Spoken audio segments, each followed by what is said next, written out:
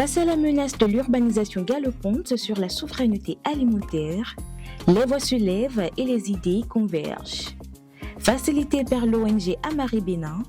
en collaboration avec l'ONG Les Jeunes Volontaires pour l'Environnement de la Côte d'Ivoire,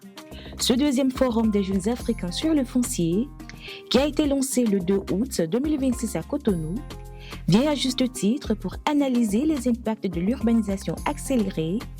sur les droits fonciers et les systèmes alimentaires,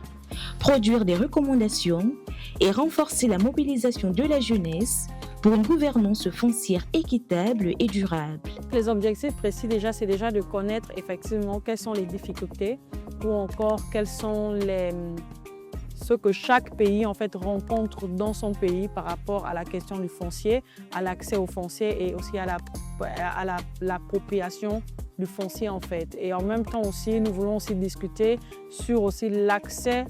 au foncier ou bien encore l'accès à la terre par rapport aux femmes et aux jeunes filles que nous sommes. Au cours de cette première journée du forum, plusieurs panels et communications ont été faits, permettant d'aborder des sujets cruciaux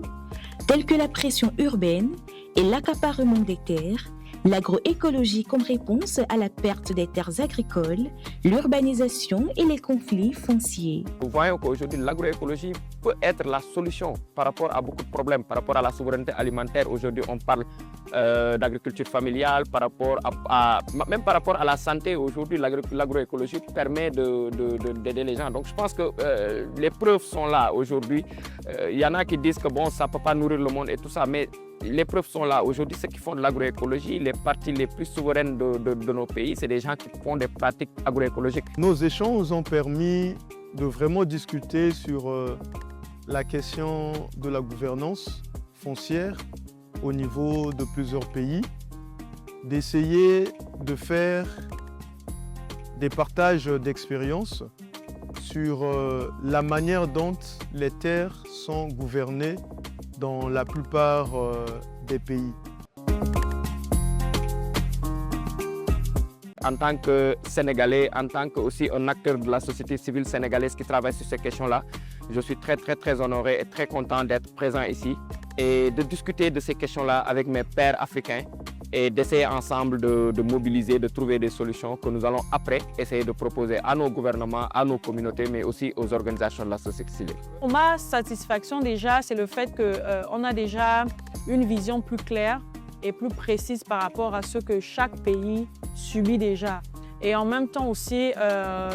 une autre satisfaction, c'est déjà de connaître quand même au niveau juridique dans chaque pays comment c'est déjà constitué, quels sont les règlements, quelles sont les lois, quels sont les décrets qui ont été déjà donnés dans nos différents pays par rapport à cela.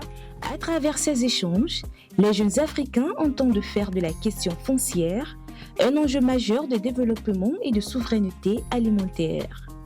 Plus qu'un espace de réflexion, ce forum se veut ainsi un cadre de mobilisation et d'action pour préserver les terres agricoles, promouvoir une gouvernance foncière plus équitable